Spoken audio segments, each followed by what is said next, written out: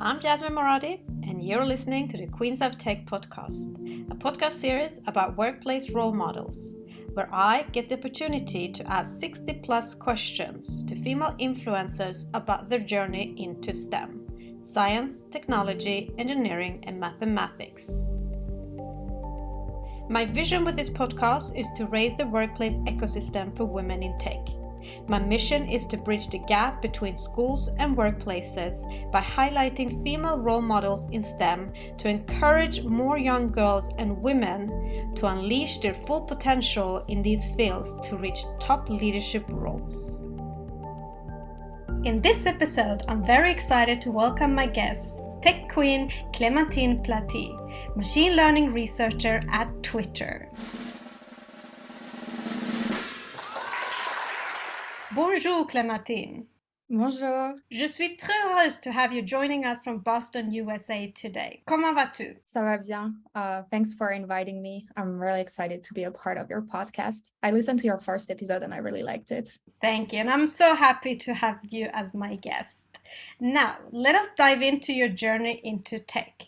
Hope you're ready for the Queens of Tech 60 plus questions. Let's warm up with a few fun facts about you. How would you describe your personality in 3 hashtags? I would have to go with hashtag Frenchy because I'm French and that defines a lot of my personality. Hashtag Boston because I've been living here for 10 years and I love it. And hashtag machine learning because that's what I do in my daily activities. How would you describe your life in 3 sentences? So I grew up playing volleyball for until I was 20 years old. That took most of my time. And then I went to university and I studied mathematics and statistics. From there, I got my Ph.D. in the United States in statistics. And then I started working in the US in the field of data science machine learning, which was a continuation of my degree in a sense. What kind of music stimulates and motivates you the most? That really depends on the day. But what I like to do is we have Pandora in the United States. It's a website where you can put one music and it's going to put musics that are similar. And so today it's raining, so I'm listening to Ezio Bosso, which is very quiet piano kind of musical music. What's your personal motto? There's no problem, there's only solution. What is your favorite book? Harry Potter, because I learned English with Harry Potter. What is your favorite podcast? Pivot. It's a podcast on tech and it's fantastic. If you like tech, I really recommend listening to it. Mac or PC? Mac. Say something interesting about you that most people don't know. Everyone knows everything about me. I'm an open book. Nothing secret. What is your hidden talent? I had to ask my husband for that one. And he said that I can always find something to cook even if we have nothing at home. If you were going to write a book about your life, what would the title be? The One That Never Gives Up. Great start. Now, let us dig deeper. Our childhood has an effect on our adulthood. Our early experiences shapes our belief about ourselves, others, and the world. Now I want to discover your childhood. Where did you grow up? I grew up in a very rural town, which is called Saint-Pierre-la-Palud. It's near Lyon, France. I think there were like 500 people living there. And the farmer would go through the main street with his cows. What was your dream job as a child? I wanted to be an astronaut. What was your favorite subject in school? Mathematics. What was your least favorite subject? French. What is your earliest memory of technology and the arrival of the internet? It's funny, the first thought that comes to mind is connecting to the internet. At the time, like in the 90s, there was a little sound. You could not use your phone and you were paying internet by the hour. And so your parents would yell at you if you were staying too long. Which were the 3 first technology gadgets you owned? So the first one I can remember of is getting a compact disc for my 7th birthday. And it was with the CD of Celine Dion. I think that was her first CD. And then my dad gave me his very first laptop, which was probably humongous, and I was just using it to play cards games. Who was your female role model growing up and why? I don't really have role model, but as a kid, I really liked the cartoon Cat's Eyes where it was sisters fighting crimes. I have 3 sisters, but at the time I had 2. And so we were really identifying ourselves to being those ladies fighting crimes. How do you think where you grew up and the school you went to and the generation you come from influenced your education and career choice? I don't think that where I grew up influenced me. The thing that really influenced me the most is my mother, because for some reason she made it a point of principle to tell me and my sisters that we had to be financially independent women and that this would happen through education. And so for as long as I can remember, I've always been a very serious student, but it wasn't just because I was serious, it's because my mom was telling me I needed to be financially independent as a woman. And so I've always been a very hard studying student. Interesting. Now I'm going to read 2 quotes. First one, how does the universe expect me to choose a career path at 16? I can't even choose what I want for dinner. Second, Abraham Lincoln said the best way to predict your future is to create it. So I want to know the choices behind your career path. What did you study at university? I studied in France, and I think I was lucky in that I didn't have to choose what I had to study. I had to kind of just narrow down the scope a little bit after high school. And so I went to what we call an engineering school. And so in an engineering school, you study multiple scientific topics and then you get to choose. So I first went to an engineering school where I learned about a bunch of topics. But then based on this, I was like, I really want to specialize in mathematics and statistics. Who and what influenced you to get into your chosen field then? This was my sister's boyfriend. It wasn't an accident. The only topic I liked at university was mathematics. And one day I was talking to him and I was saying, you know, I really like mathematics, but I don't know what kind of job I could do with that. I don't want to be a teacher. And he mentioned to me, he was like, you know, there's this program on the other side of the country that has like a math department. And I don't think it leads to teaching. You should look into what they do. And that conversation, like on a random day, just really changed the course of my life, because if I hadn't known about this program, I would have never ended up where I am today. What professional roles have you had before that led you to the current one? So I think one of the very pivotal moments I've had, and it's indirect, is that I had an internship in France at the Atomic Energy Commission. And it was a semi-research role. And the reason that this was pivotal is that at the time I've always thought of research as a place for old white men, something very boring. But I actually joined their lab, and my internship advisor were those super lovely ladies. And I was surrounded with people that were young and interesting. And I was like, you know what? Like, research is actually pretty cool. And so I applied for a PhD after that. What does Twitter do and what is your title? So Twitter is a social platform. If you've never used it, you can get newsfeed on it. What I do for Twitter, I'm a machine learning researcher, which means I develop algorithms that hopefully make the content on Twitter more interesting to the user. And more specifically, I'm part of the recommender system team. And what this means, recommender system, is the process of, if I have tons of items, how do I sort them?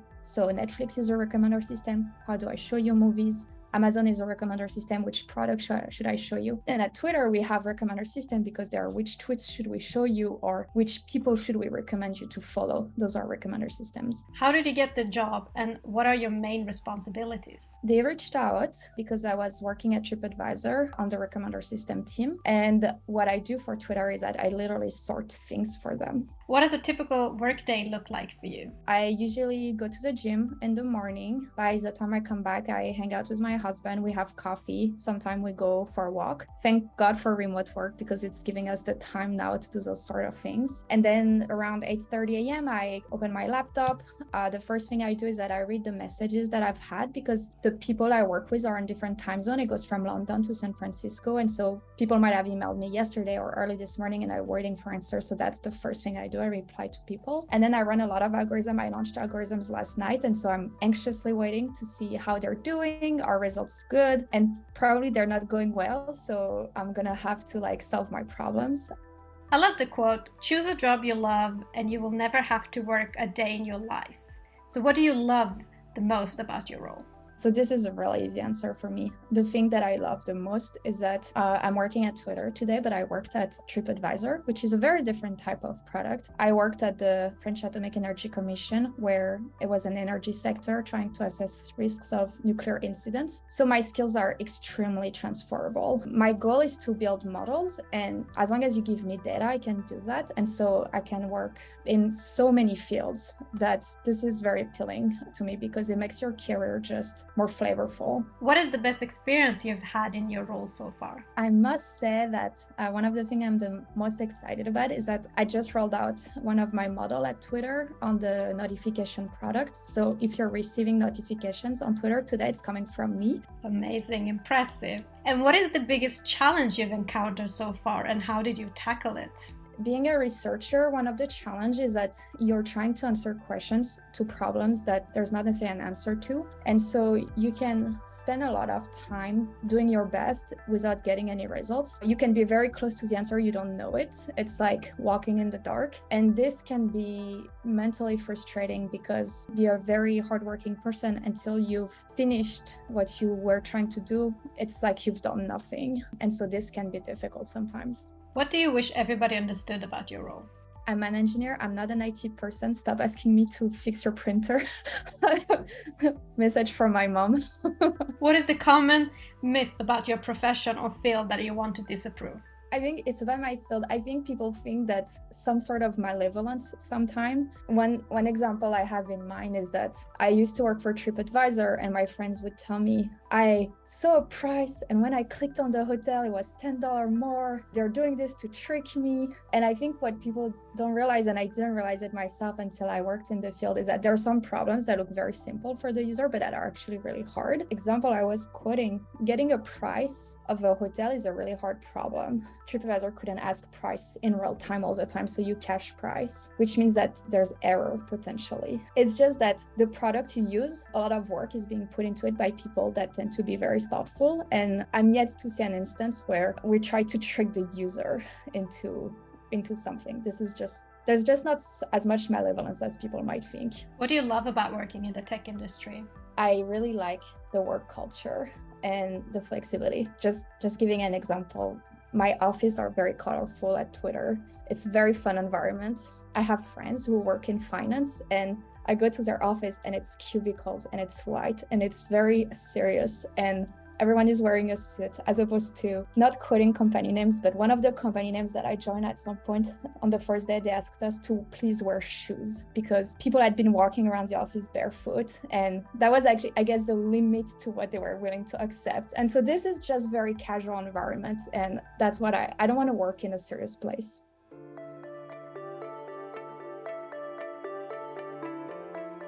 Oprah Winfrey quoted, "Think like a queen. A queen is not afraid to fail. Failure is another stepping stone to greatness." What have by far been your biggest achievements in your career? So it's not quite in my career, but something that I'm really proud of is that I created a mentoring program 2 years ago at my university to help students, to guide them in their employment search, because when I looked for employment myself, it was harder than I had anticipated. And I learned a lot along the way and I wanted to pass on some knowledge. And so I must say that just having students reach out to me and tell me they got an internship through the mentors they have, or that they answered a question in an interview because I told them about that sort of question before, is just really rewarding. What's the biggest factor that has helped you become successful? Any success habits? This is very typical of my field. It's not necessarily true for every field, but my field is very competitive. For roles, it's not rare to have 10,000 applicants. It's not enough to be good at what you do. You also have to make yourself visible. And this is something that I've learned the painful way, but that I've made a conscious effort at. And so I think that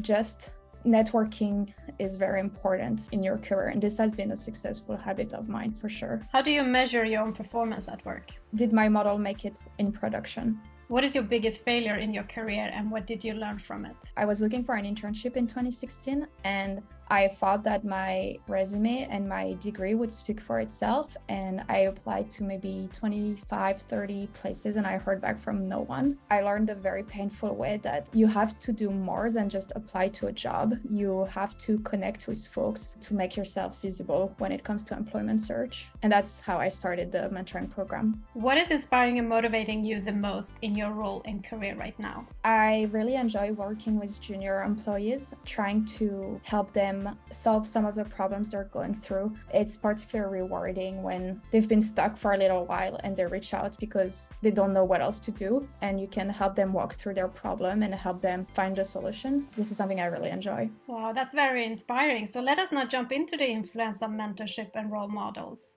Role models can consciously or subconsciously be a powerful force in our lives. In addition, mentors can guide us through our career journey and open up the world of possibilities, exactly as you were explaining.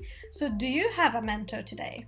I do not have a mentor, but I have a support network of people that I've worked with, friends, and that I can tap into when I have a question. Who is the female role model you look up to in your field? I don't have a female role model, nor do I have a male role model. Interesting, because history shows that it has been more common for men having mentors and role models in business than women. How important do you think is to have a role model and mentor during one's career? I'm not really keen on the idea of having a role model, mostly because I think that people always display themselves in a certain light and you don't see the entire picture. And so you could aspire to be someone, but you don't really know what that someone is. So that's not really my thing to look up to some people. I would say though that having a mentor can be useful if you find the right person. And there are folks that have walked a path that you're going to walk and that could have some learnings that they could teach you. Yeah, if you can find yourself a person that you trust, I recommend it. Let's now move on to leadership. Shirley Sandberg, CEO of Facebook, quoted, "Leadership is about making others as a result of your presence and making sure that the impact lasts in your absence." What does leadership mean to you? The people I've worked for that I considered good leaders, what I appreciated from them is that they were bringing the best out of me. And so I think that would be my answer is, can you help a person grow in their career? And can you help them become the best version of themselves? What do you consider a good versus a bad leader? Some good leaders I've seen that I really like. I joined TripAdvisor, and on the first day, the vice president of the division had a meeting. I don't remember what was the purpose of the meeting, but he basically asked around the room for everyone's opinion. And you could see that everyone's opinion was important to him. He was using his team as counseling. But then at the end of the day, you could also see that the decision would be his and that he would bear the consequences of whatever outcome was happening. Is someone that uses his team as counsel, but at the same time is decisive. That's something I aspire to as a leader. Bad leader, micromanagers, people who think that everyone they're working with are just bad, that they're the only person in the room that understands anything, doesn't trust their team, want to check every detail of what you're doing. Who is your favorite female tech leader and why? I don't have a favorite tech leader. How would you describe yourself as a leader? I really don't think myself as a leader personally, but I do hope that the people around me know that they can reach out to me for counsel. What leadership lessons have you learned, bad and good, that have formed you into the leader you are today?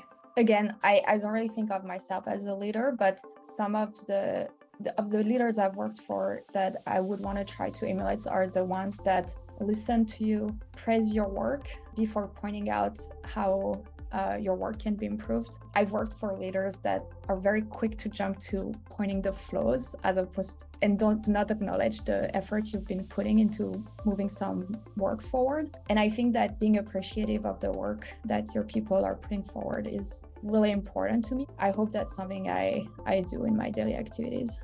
What are your 3 strengths and 3 weaknesses? I think my strength is that I'm very helpful. I really genuinely like helping others. And I think this is motivated by the fact that I've never been this kid in school that's really smart and understand everything right away. So I've always had to work hard to understand something. And so it makes it easier for me when someone reaches out to have patience in answering that question, because I understand that it's not always easy to grab a concept. So I think I'm really patient when people reach out with a question, and I actually really enjoy that. My 3 weaknesses, I think, is that I lack polish sometimes in my communications. I can be very blunt. That's perhaps the French person in me, but I don't do as much roundabout that I should. And this is something I'm really working on. I'm very brief on my wording. Let us now jump into the hottest topic in business today, workplace culture, unlocking the power of diversity, equality, inclusion. What do diversity, equality, inclusion mean to you personally? For me, diversity and inclusion is the process of bringing as many people from as many backgrounds as possible into one place. What do you consider being 3 to 5 signs of good company culture if you were to join a company?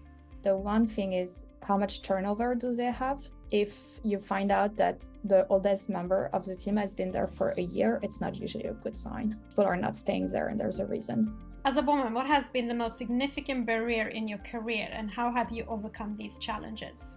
I do not personally think that I've faced barriers, but I think that one of the barriers most women do face is that they self-censor themselves. They do not apply to the roles simply because they think that they're not as qualified as they are, which is a very woman thing to do. Men, if they look at a job description and they check 3 boxes, they're going to be like, oh yeah, I'm good. Women, is they check 9 out of 10, they're like, oh, I'm missing that one skill, so I don't know. I don't have that problem, but I think a lot of women do. Why do you think it's important for more women to join the tech industry, especially as leaders? I just want to broaden the scope of this question. I think it's important for a person from every background to join the tech industry, not just women. I'm talking about ethnicity, I'm talking about age. And the reason is that in my experience, if you have folks from various backgrounds, you generate varied ideas. And when everyone is the same person, whatever person that is, you tend to just converge and move forward always the same thing. And you're missing on opportunities just because if you all think the same, you all move the same idea forward and the scope of your vision is just much smaller. Do you and how do you speak with your female and male colleagues about diversity, equality, inclusion challenges, especially salary gaps? We don't, this is not a conversation that I have going on. I don't talk about salary gaps. There are many public and internal discussions about the barriers women face from reaching higher positions in the tech industry. How do you feel it has affected and is affecting you? And what is your advice on how to best unblock these roadblocks?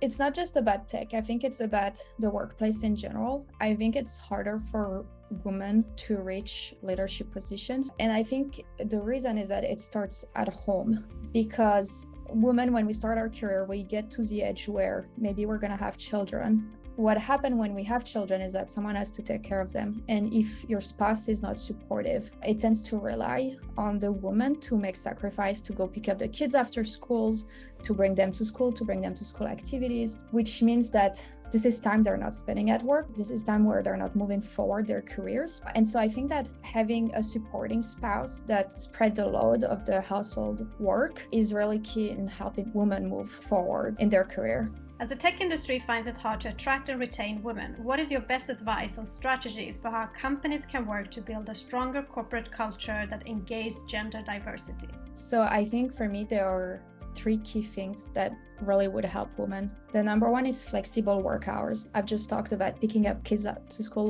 So if you can pick up the kid and then go back to work, it's really helpful. The second thing is equitable pay. One of the reasons women struggle to move forward in their careers is because often when a couple has a child, sometimes the cost of childcare is so expensive that one of the parents has to stop working and take care of the child. And the natural conversation is which one earns the least. That's the one that's going to stay home. And if the woman doesn't earn as much, the traditional thing is like, okay, so you're going to stay at home. So if women are paid what they're worth, it increases their wages, it increases their chances of staying at work. And the last thing I would say is remote work opportunities. It's not rare in a couple that often the wife will follow her husband or her wife across the country for roles that this person is having and helping them move forward their career. And so the wife is constantly relocating, changing jobs and not moving forward her career. If she had access to remote work, she could stay in her position and continue growing in her role instead of just helping her spouse move forward her career. So yeah, flexible hours, remote work, equitable pay are, I think, really key. What would you say are the few challenges and possibilities of implementing diversity, equality, inclusion culture in a workplace today? I think the main challenge is that even for companies that actually do make a conscious effort, at the end of the day, they're working with a pool of candidates, and the pool of candidates is driven by the folks that are graduating. And if you look at the STEM programs, it's majority men. Actually, the candidate graduating in computer science, engineering, it's not a diverse pool at all. Even for companies that want to make a conscious effort, the pool of candidates is not diverse. So I think it really starts with the schools, actually. Why and how do you think companies would benefit from having workplace gender diversity, especially better gender representation at the top? It gives to women out there, younger ladies, the impression that it's possible.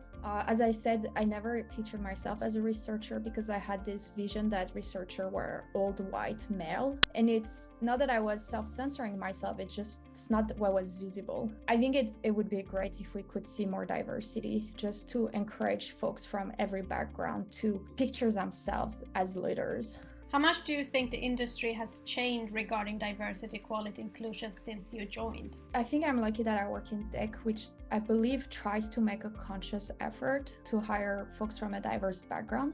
My field is not the most biased one. I would say though that when I joined Twitter, one of my first meetings, it was me and 30 men, which was very strange to me. But since then it's been 18 months, and in my team we're now 5 or 6 ladies when I was the only one when I joined. And this is something that, for instance, Twitter makes a very conscious effort. Like, they are very actively trying to be diverse. And so I do see that it's part of the public conversation. It's a slow process because, as I said, it started in school. But I think especially in tech, there is a conscious effort to try to be more diverse. Looking back on your career, what one thing would you have changed in your working environment to break the bias? I think, again, just encouraging women to apply to roles that they wouldn't dare applying to would be really helpful. Women tend to be they tend to suffer from the imposter syndrome. They tend to think that they're not worth what they're worth way more than most men do. So I think encouraging women to apply, pushing them towards leadership when you're a manager, encouraging them is really important. And also, again, trying to give them equal pay. Women tend to not ask their worth in salary. I think that obviously financial means is a good way to keep women in tech. And so, looking forward, what will you do as a leader to improve the bias for the next generation of women in tech? I think mentoring young ladies is really important because you can be their cheerleader. You can help them achieve their potential by just being their cheerleader. You can do this. I know you're smart. And so just being supportive for young women around you is really helpful. Let us move on to another hot topic in business today, which is workplace life balance and mental health. You have, without a doubt, a busy lifestyle. How do you take care of yourself to maintain a good mental health? I have 2 things that I try to do, not consistently, but I do try. I try to work out as much as I can when I do have the time. And the second thing is, and this is hard for me, this is a conscious effort, but I try to leave my laptop at 5 p.m. and to not reply to answers. And it's specifically difficult because I do enjoy my job, so I'm very drawn to my laptop. But I work with folks in the UK and I work with folks in San Francisco, which means that there's always someone messaging me, and it's really easy to be sucked into it. And so I really try to unplug, especially now that I work from home where your laptop is here, like right here. I make a conscious effort to try to not engage with my work after certain hours. Have you ever experienced burnout? No, thank God. Knock on wood. What motivates you every day to get out of bed? I really like what I do. I love the field of machine learning. The question is not what gets me out of bed. It's like, how do I leave my laptop? That's my husband had, like, at some point, like, we had to have a conversation because he was like, you have to stop working. So that's the hardest thing for me. It's not to get out of bed, it's to go back to bed. What is your advice on how companies can create a more mental healthy workplace? In a very strange way, I think that the pandemic has been a blessing because we've discovered remote work in a way that we just didn't envision 2 or 3 years back. And I must say that remote work and flexible workouts have been such a boost in my mental health, because back in the days I had to drive to work, but now I work out in the morning. And so if I had to go back to the office, this time that I spent at the gym working on me, I would spend it in traffic. And this is just a lifestyle change. Like, we don't wake up with an alarm clock anymore. I really hope companies keep remote work and flexible workouts. This is a blessing. Now let us wrap up with a few words of wisdom and piece of advice for our listeners. What is the best piece of advice you've been given that has helped you during setbacks in your role and career? It's not a piece of advice, but I think I've been very blessed in that very early on, my mother has really given me and my sister self-confidence. She's always told us that we can do anything, like anything. And I've never really doubted it, but I think it's because she kind of distilled it. And so don't self-censor, try everything. If you fail, that's okay, but don't you dare not trying. And then what is the worst advice you've ever been given, and how did you tackle that? Don't try it. When I was applying to PhDs, one of my friends told me that I wouldn't make it. And she wasn't being mean. I think she was just trying to prepare myself mentally. And I thought she was being thoughtful, but never let anyone tell you that you cannot do anything. You'd rather try and fail than not try. I don't understand people who don't try. Is there something you wish you would have known, or a skill you wish you had when starting out in the tech industry? Network, network, network. If you had the ability to go back in time when you were just at the beginning of your career, what advice would you give to your younger self? Don't be so hard on yourself. It doesn't have to be perfect.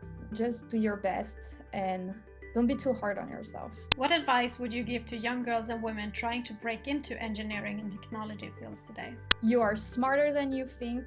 Don't self-censor. Try everything you can. Reach for the star, and if you get it, that's great. Last but not least, what is next for you in your role and career in tech? What are your career aspirations? I don't have aspiration, I just float. I just enjoy to see where things bring me. Clementine, thank you so much for being a guest on the Queens of Tech podcast. Sharing your journey will without a doubt inspire change and reshape company culture for the new generation of women in tech. Thank you, Jasmine. That was a pleasure. Thank you for listening. If you have worked in the tech industry minimum 3 years and would like to share your journey, please nominate yourself or somebody you know to i@jasminemoradi.com. For more podcast episodes and to learn more about the Queens of Tech initiative and to support us, visit queensof.tech.